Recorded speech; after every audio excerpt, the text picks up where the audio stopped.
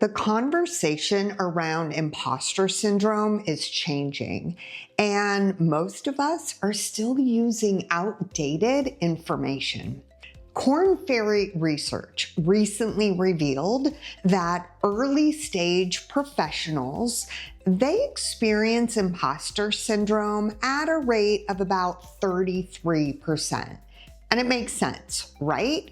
You're new, you're still figuring it out, but here is where the data gets really shocking. 65% of senior executives experience it, and 71% of CEOs. Wait, what? The higher you climb, the worse it gets? Yes, the very people we look to as the pinnacle of making it, they're actually the most likely to feel like they're faking it. Now, if you've ever walked away from a win feeling like a fraud, you're actually in really good company. But the pattern behind that feeling runs much deeper than most people realize. I'm Dr. Laura Miner, a board-certified leadership coach, and today we are moving past the confidence cliches to look at the latest research and what it actually says about the loop running your brain. Now, for decades, the advice around imposter syndrome has been to collect evidence of all your wins so that you can remind yourself that you've earned your seat at the table. I've even taught it that way, and it's not wrong, but we now know that it's incomplete.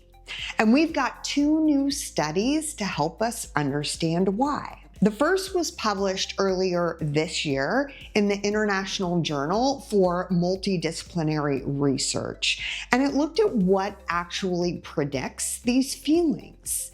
They tested two variables: social comparison, which is how much you measure yourself against others, and neuroticism, which is your nervous system's way of processing negative internal states like stress and anxiety. And here's what's interesting. Despite the recent trend around blaming our self-doubt on social media and the comparison game, the research actually showed that social comparison wasn't really that much of a significant predictor. It turns out that neuroticism accounted for nearly 85% of the variance. In other words, imposter syndrome works from the inside out, not the other way around. But a second study published in April of this year, 2026, in Frontiers in Psychology, adds the layer that we've been missing. Their research mapped the relationship between the imposter phenomenon, shame, social anxiety, and self-compassion. And the findings, they were eye-opening. It turns out imposter feelings are strongly tied to shame and social anxiety. And they're inversely related to self-compassion, meaning the stronger the imposter feelings, the lower the level of self-compassion. This is really important because it means imposter syndrome isn't just a feeling. It's a psychological drain that is actively depleting the very resource you need to respond to your imposter feelings to begin with. Now, there is some nuance here that we need to talk about because the first study says social comparison is not a significant driver. But then the second study says social anxiety is part of the loop. So let's clarify the difference between the two before we move on. Social comparison is something you do. It's the mental act of measuring yourself against someone else. But social anxiety, on the other hand, this is something you feel, like a fear of being evaluated or judged.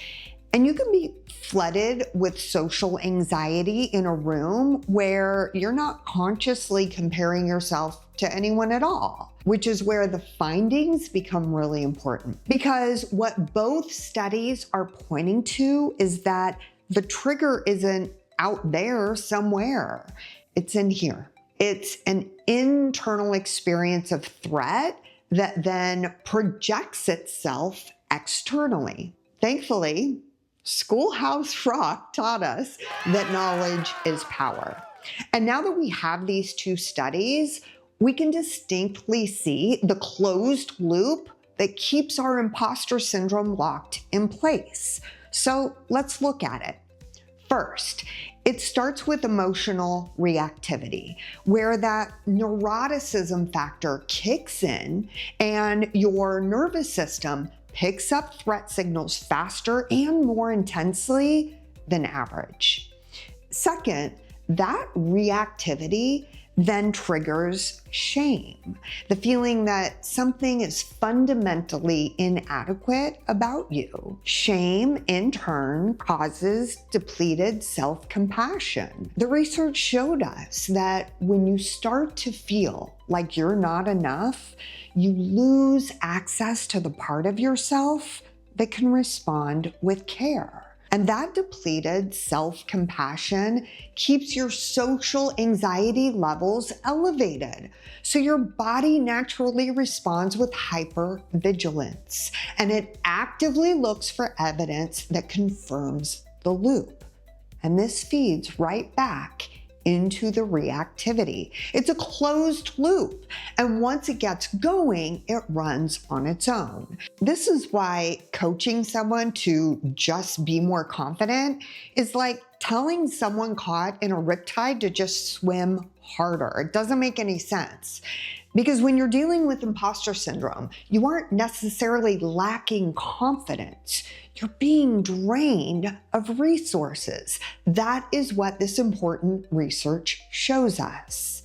And just for the record, just because I coach leaders through this, it doesn't mean I'm impervious to it. I still get trapped by it too. A few months ago, I was speaking at an event that had about 100 entrepreneurs in the room, and every other speaker on that stage had something tangible to offer. Sales strategies, marketing frameworks, the latest AI tool to help you get more done in less time. And here I was, talking about the inner leader, about the work that happens on the inside, the soft stuff, if you will. Now, I know how valuable my work is, but when I walked off that stage, my imposter filter went into overdrive. Someone came up to me after, and they told me my presentation was exactly what they needed to hear that day. And I smiled, but all the while, my inner voice was telling me that she was just being nice, because it was my brain's way of protecting the loop. Then 2 more people shared kind words, and I brushed those off too. I was literally swatting away real-time data because it did not fit my loop's narrative. Now, thankfully, I did catch myself in the loop before I left the room. And that moment of noticing the filter, that is where self-leadership begins. Now, a lot of people will try to think their way out of a feeling, but it rarely, if ever, works. So let's talk about something that does work. It's called affect labeling, and it's the process of putting words to our feelings. But here's what's really cool. The research shows that this process of naming an emotion, it improves emotional regulation by moving the activity away from the amygdala, which is your fear center, and moving it to the prefrontal cortex, which is your thinking center. But we're going to take this up a notch and apply the technique to the entire loop instead of stopping at the initial feeling, so that way we can disrupt and dismantle the imposter loop. But before we do, if this deep dive, science-backed approach is more helpful than hustle culture platitudes, hit that subscribe button. I break down the science of self-leadership here every week, and I would really love to have you join me on this journey. Okay, applying the labeling technique and disrupting the pattern. It's a 3-step process. Step 1, I just want you to name the loop. If your imposter brain says something like, I don't belong in this room, take a step back and name the actual loop. For me, after I walked off that stage, I had to take a step back and say, this is my post-performance loop. I just named it.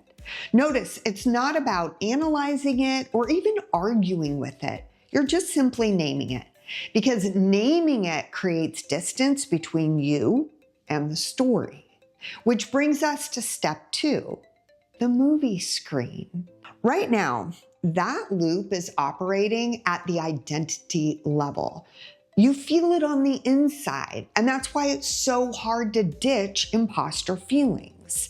But this step allows you to move from identity to observation so that you can separate yourself from the loop. And it's actually pretty easy to do. I just want you to imagine you're watching the loop playing on a movie screen. You aren't in the movie, you're just a person in the theater watching it. What do you notice? I want you to capture those insights, because those are what move you from being inside the loop to seeing it from the outside. In other words, it moves you from identity to observation, and really from threat to awareness. You're no longer in the fear part, you're in the thinking part. And with this awareness, we're then ready for step 3, the lead through. This is where you ask yourself, now that you see the pattern in motion, what's the best next action? And this step is way more important than people realize, because the common approach is to try to resolve the feeling before you act. But self-leadership teaches us something powerfully different. You don't wait for the loop to stop. You lead yourself through it, making different choices than you otherwise would have made. And this is what disrupts the loop. Now, back in that room, I'll be honest, it took about 6 or 7 positive comments before one finally snuck past my filter. But once I saw it, I was able to consciously make a different choice and disrupt that closed loop. And that conscious act of turning off autopilot and leading myself through it, that is self-leadership in action. Now, understanding this loop is step 1. But if you want to know the one mindset that top performers embrace to protect themselves from feeling like a fraud in the first place, then check out this video next. What are you waiting for? Go here.